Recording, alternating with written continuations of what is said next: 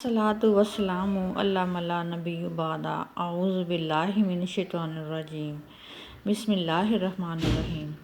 اللہم صلی علی محمد وعلی آل محمد کما صلیت علی ابراہیم وعلی آل ابراہیم انک حمید مجید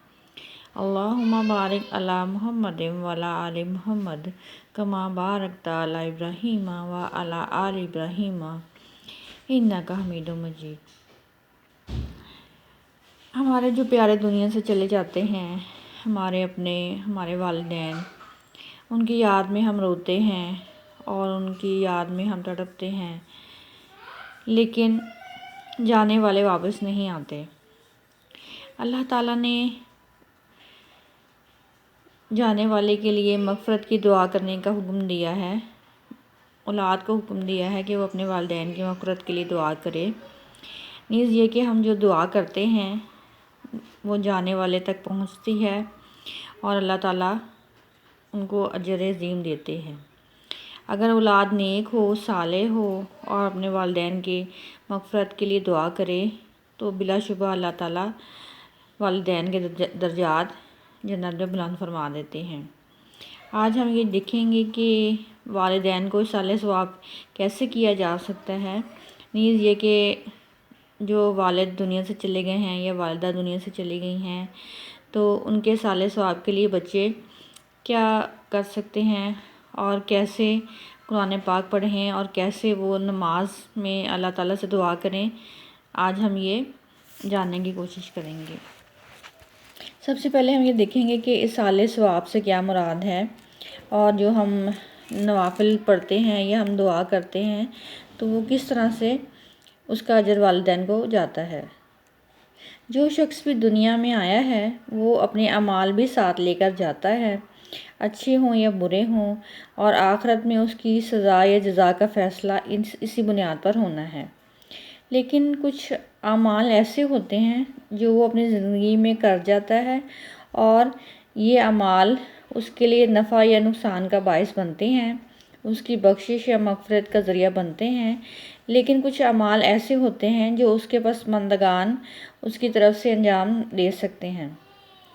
اور اپنی زندگی میں کچھ ایسے کام وہ انسان کر جاتا ہے جو اس کو نفع پہنچاتے رہیں اس کے مرنے کے بعد۔ مثال کے طور پر اس نے اولاد چھوڑی، یا اس کے ورثاء ہیں، یا اس کے لیے صالح ثواب کی نیت کرتے ہیں، یا اس کے صالح ثواب کے لیے کوشش کرتے ہیں۔ آپ نبی پاک صلی اللہ علیہ وآلہ وسلم کی حدیث مبارکہ ہے کہ جب انسان مر جاتا ہے تو اس کا عمل ختم ہو جاتا ہے سوائے 3 اعمال کے: صدقہ جاریہ، وہ علم جس سے کہ نفع ہو، اور صالح اولاد جو کہ دعا کرتی رہے۔ صدقہ جاریہ سے یہ مراد ہے کہ مسجد تعمیر کر دی، مسجد میں حصہ لیا یا تعمیر میں حصہ لیا، پانی کا کنواں کھدوایا، کچھ نل لگوا دیے، یا خدمت خلق کے کام کر دیے۔ مسافروں کے ٹھہرنے کی جگہ نہ تھی تو مسافروں کے ٹھہرنے کے لیے کوئی سرائے بنوا دی، اسپتال بنوایا، شجر کاری کروائی، درخت وغیرہ لگوائے، اور کیے کہ دیگر فلاحی کام کیے جس سے کہ کسی کو نفع حاصل ہو اور لوگ اسے تا دیر استعمال کر سکیں اور مخلوق کو اس سے فائدہ ہو۔ علم جو کہ بانٹیں یا آگے پہنچاتے رہیں اور ایک انسان سے دوسرے انسان کو منتقل ہوتا رہے علم، تو ایسا علم جو ہے یہ بھی مرنے والے کو فائدہ پہنچاتا ہے۔ اور یہ کہ قرآن پاک کی تعلیم دی جائے یا پھر قرآن شریف دوسروں کو دیا جائے پڑھنے کے لیے، دینی تعلیمات کو عام کرنے کے لیے، یا پھر دینی کتب کو چھپوا دیا جائے اور یہ لوگوں میں تقسیم کی جائیں، یہ بھی صدقہ جاریہ ہے۔ اور اس کے علاوہ یہ کہ نیک اولاد جو کہ صالح ہو، نیک ہو اور مغفرت کا ذریعہ بنیں گی اور جنت میں درجات بلند ہوں گے۔ اب ہم یہ دیکھیں گے کہ قرآن پاک پڑھنے کا کیا طریقہ ہے، یا قرآن پاک کو بخشنے کا طریقہ کیا ہے۔ مثال کے طور پر والد فوت ہو گئے ہیں اور ان کی مغفرت کے لیے دعا کرنی ہے تو قرآن پاک کس طرح سے پڑھیں کہ پھر ان کے بخش کے ان کے لیے درجات بلند کرنے کی دعا کی جائے۔ قرآن پاک بخشنے کا طریقہ یہ ہے کہ رشتہ دار ہوں، عزیز ہوں، والدین ہوں جو کہ انتقال کر گئے ہوں اور ان کو ثواب پہنچانا مقصود ہو، تو اس کا آسان اور عام فہم طریقہ یہ ہے کہ سب سے پہلے یہ یاد رکھیں کہ آپ نے قرآن پاک پڑھا ہے تو اس وقت آپ کی نیت کیا تھی۔ اگر آپ کی نیت یہ تھی کہ میں اپنے مرحوم والد کو اس کا ثواب پہنچانے کے لیے قرآن پاک پڑھ رہی ہوں، تو جیسے جیسے آپ قرآن پاک پڑھتے جائیں گے تو ادھر ویسے ویسے ان کو ثواب پہنچتا جائے گا۔ قرآن پاک مکمل ہو جانے کے بعد اگر آپ زبان سے دعا نہ کریں تب بھی بلا کسی شک و شبہ کیے جو کچھ بھی آپ نے پڑھا ہے اس کا ثواب آپ کے والد تک پہنچ جائے گا، کیونکہ بخاری شریف کی پہلی حدیث ہی یہ ہے، انما الاعمال بالنیات، اعمال کا دار و مدار نیت پر ہے۔ آپ کی نیت یہ تھی کہ میں جو کچھ پڑھ رہی ہوں وہ میرے مرحوم والد کو ثواب پہنچائے اللہ تعالیٰ، اور ثواب آپ یہاں سے پڑھتے جائیں گے اور ان کی روح کو ثواب پہنچا دیا جائے گا انشاءاللہ۔ اس طرح سے قرآن پاک کی تلاوت مکمل ہو جانے کے بعد آپ کو زبان سے کہنے کی ضرورت باقی نہ رہے گی۔ اس کے علاوہ دوسرا طریقہ یہ ہے کہ اگر آپ کی نیت پہلے نہ تھی،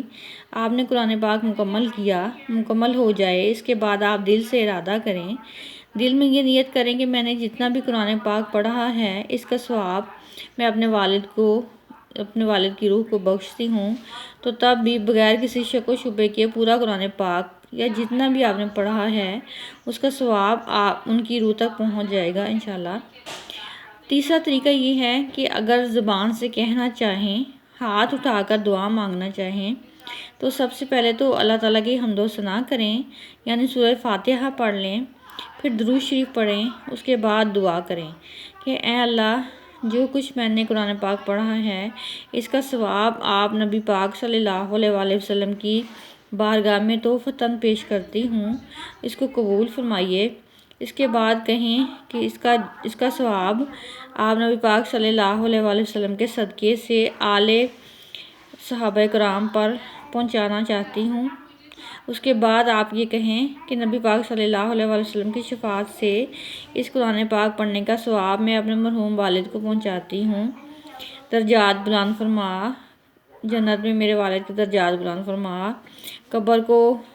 ٹھنڈی رکھ، قبر میں جنت کی کھڑکی کھول دے،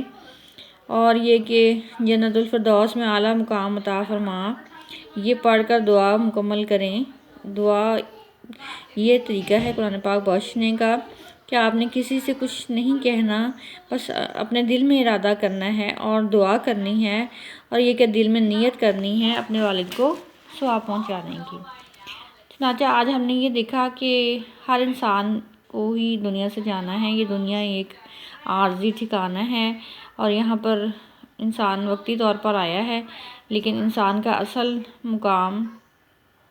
اللہ تعالیٰ نے آخرت میں رکھا ہے، جو کہ ہمیشہ کی زندگی ہے۔ اللہ تعالیٰ ہم سب کو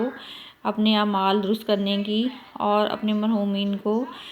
ثواب پہنچانے کی توفیق عطا فرمائے۔ وآخر دعوانا ان الحمد للہ رب العالمین۔